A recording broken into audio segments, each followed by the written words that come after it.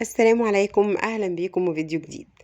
تعالوا النهاردة نعمل أكلة كلنا تقريبا بنحبها، وهي الحواوشي اللي في العيش البلدي العادي، من غير عجينة ولا فرد ولا تقطيع ولا تخمير ولا أي حاجة. عملنا في القناة قبل كده أكتر من فيديو للحواوشي بالعجين. سيب لكم إن شاء الله لينك الفيديوهات دي تحت في الديسكريبشن بوكس للي حابب يرجع لها.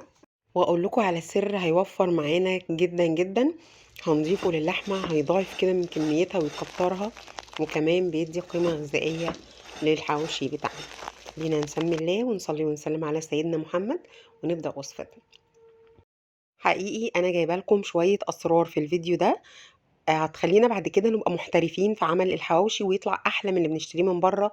واقول لكم على حاجه هتضاف ليه، هي السر في الريحه الروعه بتاعه محلات الحواوشي اللي بتخلينا كلنا نجري علشان نشتري من عندهم.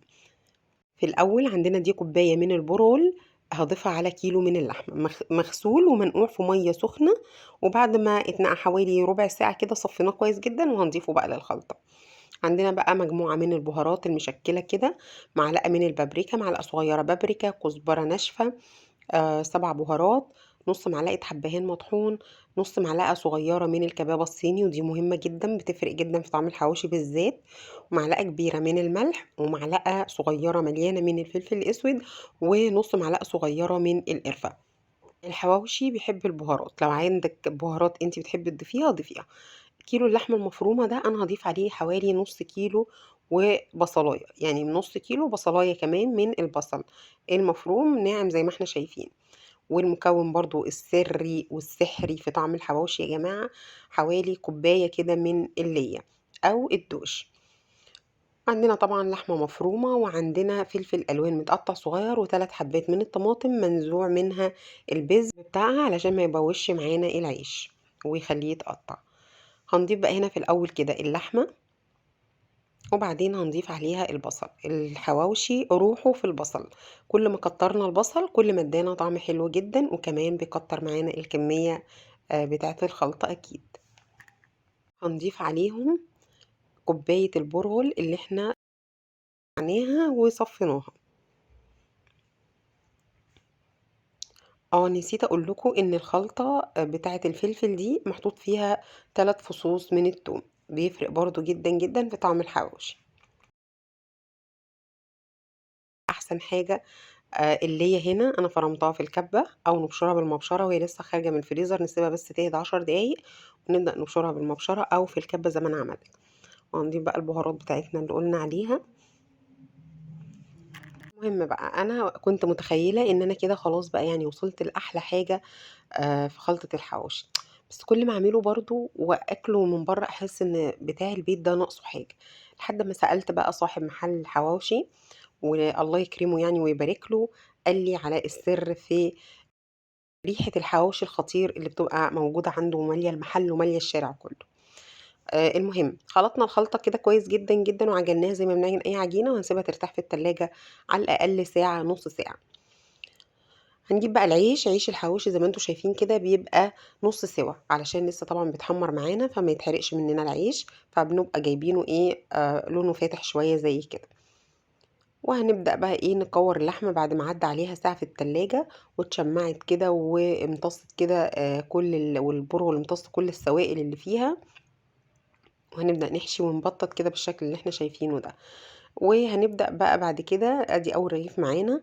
وفي حركة كويسة برضو قوي بنعملها علشان نفرد العجينة جوه العيش بالتساوي، وهي اننا بنفرده بالمردنة الصغيرة اللي بنفرد بيها المعجنات واحنا بنعملها. لو ما عندناش المردنة بقى بنعمل زي ما احنا بنعمل كده، بنضغط على الرغيف من الوش ومن الظهر علشان اللحمة تتوزع كويس جوه الرغيف، ويبقى الرغيف كده واحنا بناكله مليان ما شاء الله من كل ناحية. اللحمة الزيادة اللي هتطلع بعد ما بنسويه كده بنشيلها علشان ما تتحرقش طبعا في التسوية. دي بقى منجزة جدا بصراحة، يعني بتسهل علينا الدنيا وبتفرده حلو قوي، ويبقى كل حتة وفتفوتة في الرغيف مليانة لحمة. بنشيل كده اللحمة وبنساوي الدنيا. وطبعا هنعمل كل الكمية بنفس الطريقة. لسه عندنا بقى سر من أسرار نجاح الحواوشي ومكون هو ده اللي بيدينا الريحة العظمة اللي احنا بنشمها من قدام محلات الحواوشي اللي بنعدي عليها. هنقوله ان شاء الله لما نوصل مع بعض لخطوة التسوية.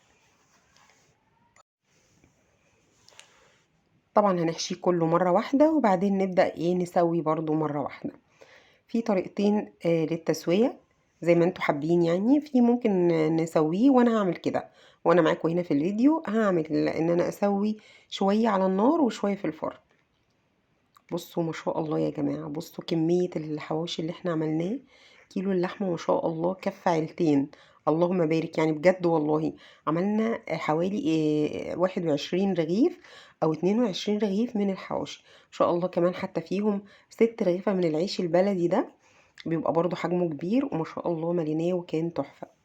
تعالوا بقى نتكلم عن مكون النهاردة اللي انا صدعتكم بيه من اول الفيديو، وهو الدهنة. طبعا كلنا عارفين الدهنة او الدهن ده بيجي من عند الجزار وبنسيحه، انا بسيحه وبيطلع منه آه حاجة كانوا بيسموها اشيم او اشيمة حاجة كده معرفش. المهم يعني ان احنا مش بنضيفها ليه وبنصفيه، فبيبقى زي السمنة، شكل السمنة كده. ده انا بطبخ بيه الخضار، بيخلي طعمه حلو جدا جدا. هناخده بقى هنا واحنا بنسوي الطاسة دي، احنا هنسوي فيها على النار. هناخد معلقة كده من الدهن ده وشوية من الزيت. الدهن ده ممكن يبقى دهن ضاني او دهن عجالي زي ما انتوا حابين. بيدي بقى لون وريحة وطعم ما حصلش، بغض النظر طبعا عن كمية الكالوريز اللي هتبقى موجودة في الوصفة دي. لكن احنا كده كده بنحب الحواوشي ولازم يكون مليان دهون علشان يطلع حلو زي ما احنا حابين. احنا واحنا بنسوي العيش بقى كده بنديله رشة كده من الملح والفلفل علشان يطلع كمان الرغيف من بره له طعم لذيذ. التسوية بقى اللي في الفرن تعالوا اقول لكم عليها. هنجيب بقى، دي خطوة وسر مهمة جدا علشان الناس اللي بتشتكي من ان الحواوشي بينشف منهم في التسوية بتاعة الفرن. هنجيب صينية هنضيف فيها كده معلقة كبيرة من الدهن او السمنة او الزبدة، وعليها شوية كده من الزيت. هنفردهم كده في الصينية وندخلها الفرن تسخن كويس جدا جدا بالمادة الدهنية اللي احنا ضفناها علشان الحواوشي ما ينشفش مننا يا جماعة. جربوا وان شاء الله هتدعولي على النصايح اللي موجودة في الفيديو ده. وهنبدأ نرص العيش كده زي ما هو من غير ما ندهنه بقى اي حاجة. كده كده الصينية فيها دهون وهو كمان هينزل دهون، وبعد كده هنبدأ نقلبه على الوش التاني لما الناحية الأولانية تحمر، فمش هنحتاج خالص ان احنا نضيف ليه دهون تاني خالص. هتسألوني طب ايه الافضل، التسوية في الفرن ولا التسوية على الطاسة؟ الاتنين حلوين، لكن الحقيقة انا بحب تسوية الطاسة.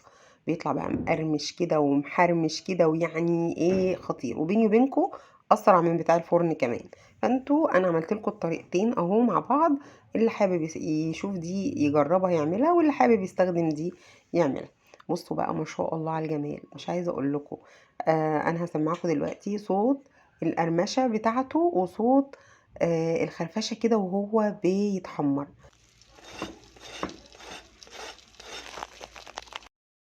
عشان ما بقاش بتكلم كتير عن الحاجه اللي انا بعملها، لكن انا هسيب لكم انتوا التجربه، ويا ريت تكتبوا لي في الكومنتات لما تجربوا الوصفه عجبتكم ولا لا. وفعلا التركات الجديده اللي قلناها النهارده في اضافه الدهون في التسويه، الدهنه في التسويه، فرقت معاكم بجد ولا لا؟ بس حقيقي ان شاء الله هتفرق، لانها حاجه حلوه جدا ولذيذه جدا ان شاء الله. رب اكون قدرت افيدكم واكون ضفت ليكم حاجه جديده او معلومه جديده في فيديو النهارده. انا كنت مبسوطه قوي لما وصلت المعلومات دي من صاحب محل الحواوشي، وقلت افيدكم بيها معايا. ان شاء الله الوصفه تكون عجبتكم. لو عجبتكم الوصفه ما تنسوش اللايك والشير والاشتراك في القناه. اشوفكم فيديو جديد على خير، لكم مني كل الحب. استودعكم الله والسلام عليكم.